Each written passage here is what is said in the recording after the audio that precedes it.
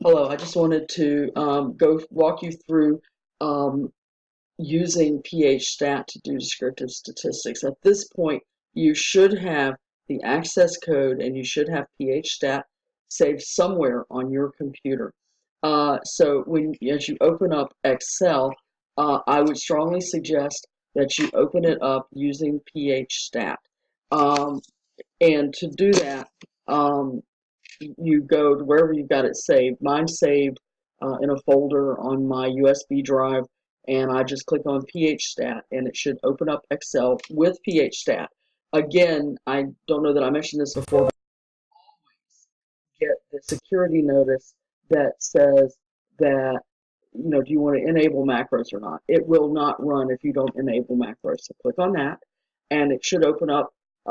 Excel is open, and now you'll see PHStat is on the ribbon at the top of the screen.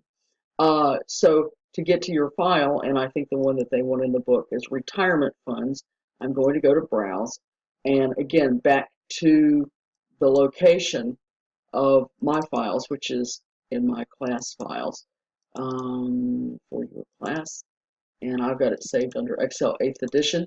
Again, you should have downloaded these also from the website. And once you downloaded these, you'll see bunches of files. We're looking for one called Retirement Funds, which is under R. There they are, right there.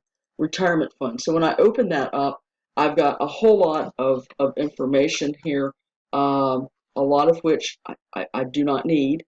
But suppose for the 3-year returns, I'm interested in that data. I think in Chapter 6 we'll be interested in the 1-year returns, but it doesn't matter. You're going to pick off one of these variables here. And to do descriptive statistics, which is going to tell you a whole lot about what this data looks like, you go to PHStat, and you will see there's a selection called descriptive statistics. So once you invoke that, you just pick it, and under descriptive statistics, there's a whole lot of stuff that you've already done about scatter plots and leaf and stem displays and box plots and other things, frequency distributions. But what we want is a descriptive summary. And I'm going to, when it opens up, you get this dialog box. You click on this one right here, little dash, and that will take you back to the worksheet. You can move that around, and I'm going to select the 3-year returns, the whole data set, all the way down that column until I get to the end. And you will notice that I selected the label, the title of the data, which is, so I make this box comes up automatically. This is a single group variable. Stacked and unstacked we'll talk about later if we need it. But anyway, all you do is say OK and bingo. There is your descriptive summary. So in the book you were asked to compute means, medians, modes. You were asked to compute standard deviations and variances. And all of that is right here for your data computed. So you don't have to do any of these computations by hand. You can do all of them looking at the descriptive summary.